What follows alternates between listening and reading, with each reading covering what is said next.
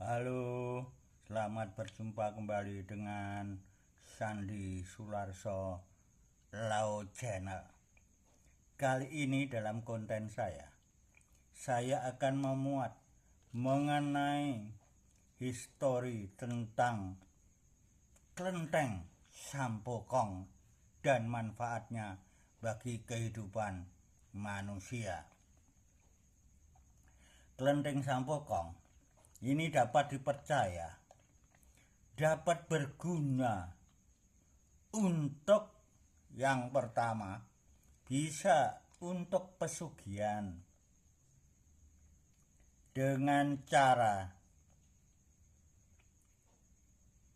yaitu mengambil air sumur, yaitu membawa tempat misalnya plastik aqua, bekas aqua, dimasuki air lalu untuk membasuh muka, untuk mandi atau untuk masak ya.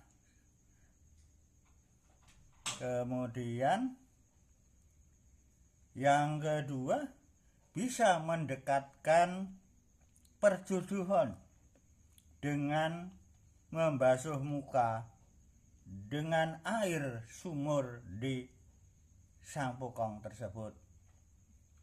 Yang ketiga, bisa untuk menyembuhkan segala penyakit yang sedang diderita, khususnya yang berhubungan dengan kulit dan lain-lain.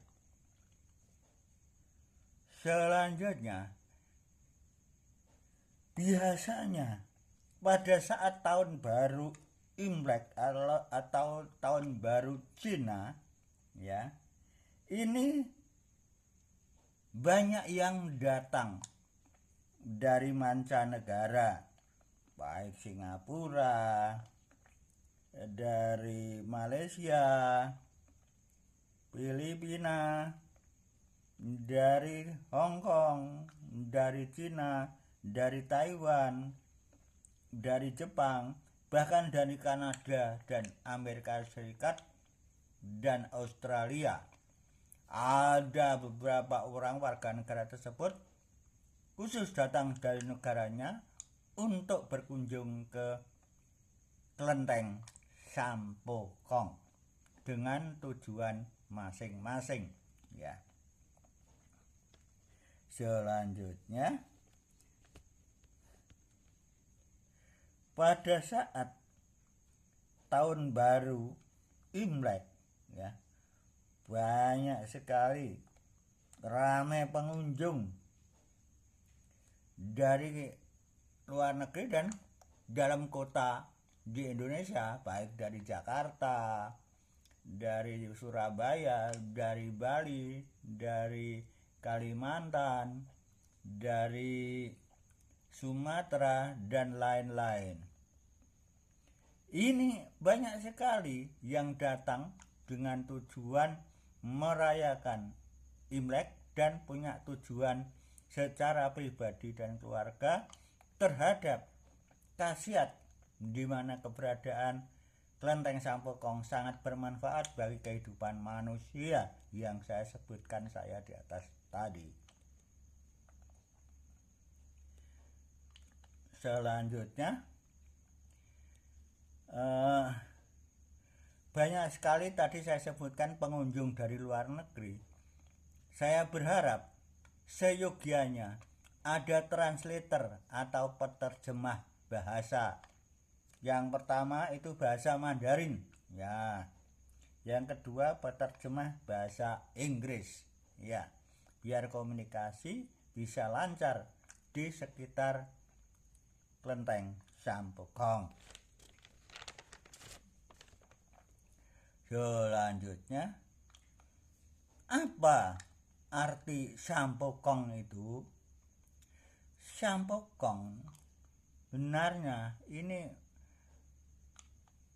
menurut kepercayaan adalah 3 perlindungan, yaitu kalau Buddha punya 3 makna dalam kehidupan, yaitu Buddha, Dharma, dan Sangha. yaitu yang berada di Klenteng Bongsari, Kecamatan Semarang Barat. Ya, jaraknya lebih kurang 7 km dari airport Jawa Tengah, Kota Semarang. Selanjutnya, yang mendirikan Klenteng Sampokong, ya, yang mendirikan Klenteng Sampokong itu siapa? Yang mendirikan Klenteng Sampokong pada awalnya adalah Cheng Ho, Laksamana Cheng Ho. Karena sejarahnya Laksamana Cheng Ho adalah seorang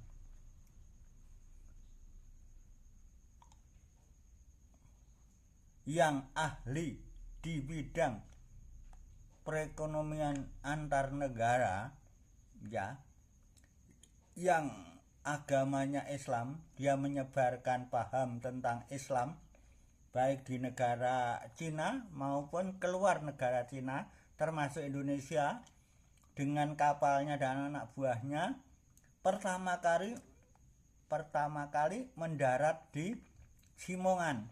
Karena Simongan dulu itu, ya, banjir Kanal Barat itu belum ada jembatan, jadi kapal besar bisa masuk tanpa mesin, itu pakai menarik pakai manusia, kekuatan manusia banyak di pinggir kapal itu menarik, ya, sampai Cina, dari Cina sampai Indonesia, dari Cina sampai Indonesia lewat Laut Jawa, kemudian masuk ke perairan Samudra Laut Jawa, kemudian masuk sungai banjir Kanal Barat, itu belum ada jembatan, yaitu sampai pada pinggiran perengan gunung yang disebut Gedung Batu, ya. Laksamana Cheng Ho itu pertama kali mendarat di situ bersama anak buahnya. Kemudian Laksamana Cheng Ho mendirikan masjid di Klenteng Sampokong itu. Kemudian menyebarkan agama Islam di sekitar Klenteng Bongsari Masjid Bongsari tersebut, ya. Di mana di dalam masjid tersebut ada sumurnya, sampai sekarang masih ada.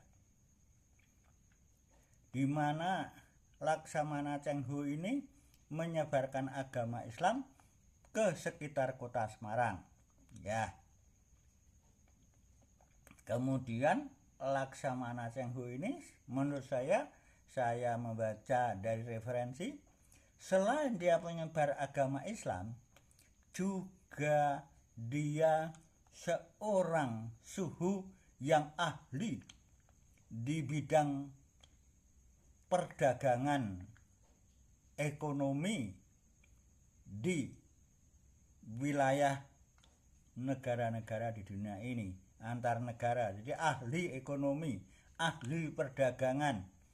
Nah, kemudian selain menyebarkan agama, menyebarkan ilmu perdagangan kepada masyarakat yang ada di sekitarnya, di kota-kota, di deretan di Kota Semarang. Kemudian yang jadi muridnya Laksamana Cheng Ho yaitu orang-orang yang beragama Konghucu. Sebagian dari agama Konghucu ini bisa masuk Islam, yang sekarang berkembang biak beragama Islam secara diam-diam tidak terbuka, itu masuk dalam organisasi PT, Persatuan Islam Tionghoa Indonesia, ya, PT, Persatuan Islam Tionghoa Indonesia Kota Semarang. Ada yang di Jakarta, ada Surabaya, dan seluruh Indonesia. Nah, itu ada para orang Cina, ya, pedagang-pedagang di kota-kota wilayah Indonesia ini, yang datang ke Laksamana Cheng Ho untuk berguru. Yang pertama berguru masalah perdagangan, yang kedua adalah masalah agama. Karena Laksamana Cheng Ho ini adalah orang yang ahli di bidang perdagangan dan agama Islam. Ini penyebar agama Islam. Jadi agama dari Laksamana Cheng Ho ini adalah agamanya Islam. Kemudian di dalam kelenteng Sampokong ini, ya, sebelum saya ceritakan selanjutnya, arti Sampokong itu apa? Kelenteng Sampokong. Kalau saya ceritakan, kelenteng Sampokong ini awalnya itu adalah wilayah di kelenteng itu, tempat sembahyang di masjid orang-orang Islam, ya. Kemudian setelah kurang lebih tahun 1401, ya. Kemudian setelah Cheng Ho ini meninggal, ya, di belakang masjid situ banyak pekuburan atau tempat pemakaman. Ada yang dikatakan di situ Laksamana Cheng Ho dikubur di situ. Tetapi saya membaca referensi, sampai sekarang masih ada di daratan Cina, Laksamana Cheng Ho itu dikubur di sana. Dan kalau masuk itu dikenakan pajak, ya, untuk masuk di pekuburan Laksamana Cheng Ho. Sampai sekarang ini masih ada di sana. Menurut saya, logika saya, berarti yang dikubur situ kemungkinan keluarga Laksamana Cheng Ho atau anak buah Cheng Ho yang meninggal di situ dikubur di situ, ya. Nah, namun setelah Laksamana Cheng Ho itu meninggal, lalu pemeluk agama Konghucu yang pernah jadi murid dari Laksamana Cheng Ho, ya, tidak secara langsung, sebagian ada yang beragama Islam, ada yang tetap agama Konghucu, ilmunya saja diserap untuk perdagangan sampai dia kaya. Nah, kemudian karena persatuan dari masyarakat Konghucu yang datang di Laksamana Cheng Ho di masjid di situ, banyak orang-orang Konghucu yang jadi muridnya ini dulu datang itu tidak punya apa-apa, tapi setelah berguru perdagangan dari Laksamana Cheng Ho, dia berdagang jadi kaya, bahkan kaya raya. Dia bersatu untuk mengumpulkan dana untuk membangun kelenteng, ya, di situ. Karena Laksamana Cheng Ho sudah meninggal, didirikanlah, karena tidak terawat, itu tempat sembahyang orang Islam di situ, wilayahnya kurang terawat, maka dirawat oleh Konghucu dengan dana-dana dari orang-orang dari murid Laksamana Cheng Ho yang telah jadi orang-orang kaya itu. Dia tidak melupakan sejarah, maka untuk berkumpul tetap di situ mendirikan kelenteng, tempat sembahyang, kelenteng Sampokong, ya, artinya tempat sembahyang orang Konghucu yang suci, ya. Sampo itu adalah suci, ya.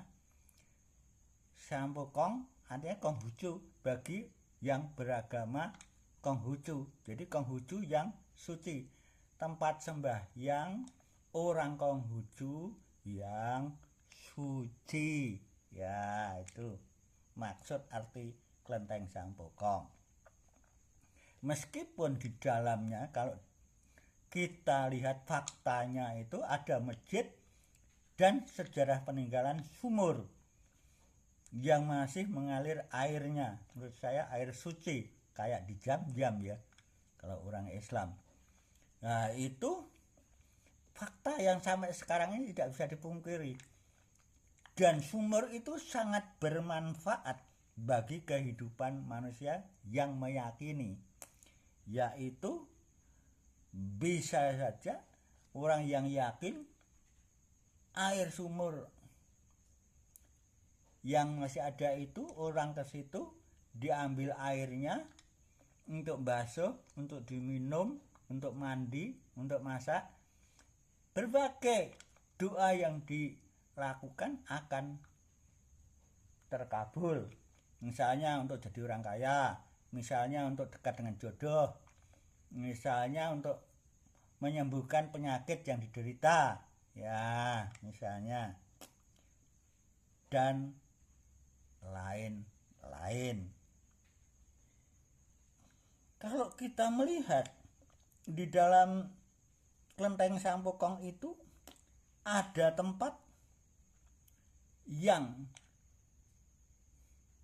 dijadikan tempat sembahyang, yaitu bekas kapal Laksamana Cheng Ho yang karam di situ sampai sekarang masih ada buktinya, yaitu kapal Laksamana Cheng Ho itu jadikan tempat sembahyang bagi orang-orang yang percaya di situ. Ada yang percaya agama Islam, dia akan sholat di situ. Percaya agama Konghucu dengan doa-doa dan ritual menurut agamanya masing-masing. Kemudian gua, ada 3 gua di tempat Klenteng Sampokong itu di dalamnya, ya. Kemudian masjid, ya, bisa untuk berkunjung ke situ bagi yang agamanya di luar Konghucu, agama Islam akan sembahyang.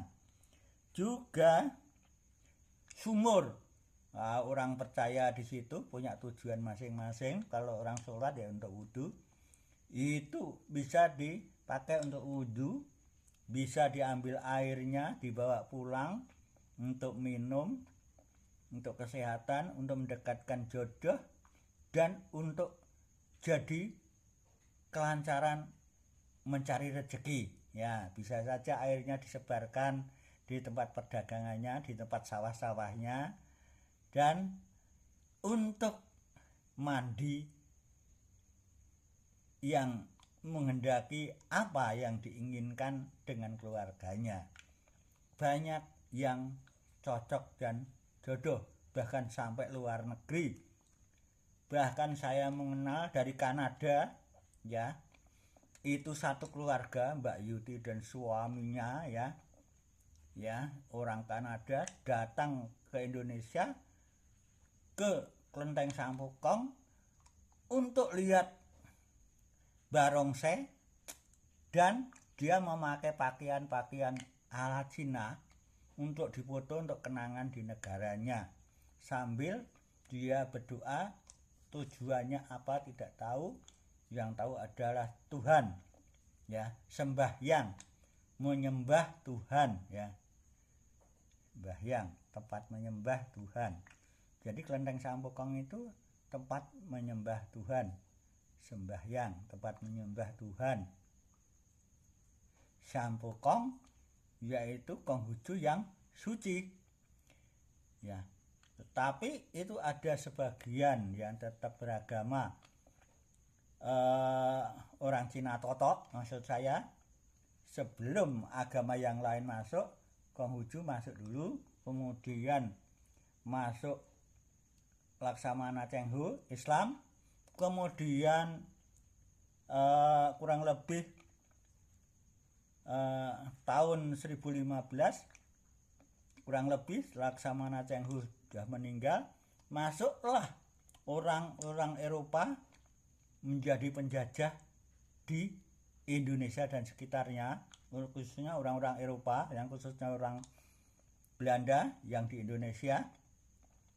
Menurut saya, setelah saya pelajari, mereka tidak hanya menjajah berdagang secara ekonomi, tapi sebagai misionaris, penyebar agama Katolik dan Kristen di wilayah Indonesia.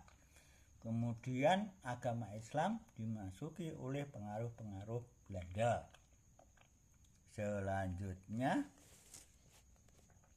kalau kita melihat setelah itu perkembangannya, agama Islam di kota Semarang, orang-orang Cina ini ya kalau dibandingkan dengan agama Kristen, Katolik, sama agama Konghucu memang banyak, tapi untuk agama Islam yang kurang lebih sepertiganya, yaitu melalui PT, Persatuan Islam Tionghoa Indonesia, kota Semarang.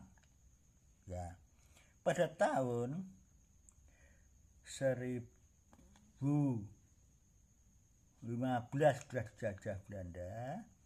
Kemudian Laksana Tenghu ini sudah meninggal oleh orang-orang Konghucu yang dulunya jadi murid dari Laksamana Tenghu, sering menyebut beliau ini adalah Sampo Taijin.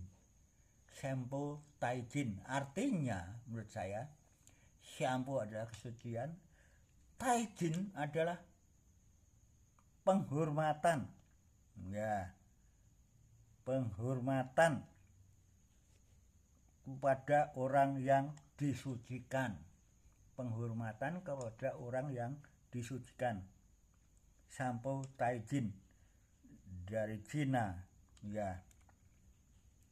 Selanjutnya, arti Sampo Taijin ini juga diartikan 3 perlindungan. Ini kalau agama Buddha atau Konghucu. Tapi menurut saya Sampo Taijin ini adalah orang yang disucikan, ya, dihormati sebagai orang suci, bukan orang suci. Orang suci hanya Tuhan Allah, tetapi kalau disucikan, ya, orang dianggap suci ini siapa saja, karena perbuatan, tingkah laku maupun perbuatan, ya, itu patut disucikan. Ya. Selanjutnya, setelah tadi saya jelaskan tentang arti dari Sampo Taijin ini, Sampo adalah bapak yang disucikan itu. Bapak yang disucikan, ya, atau yang dimuliakan. Nah, Sampo Taijin disucikan atau yang dimuliakan. Selanjutnya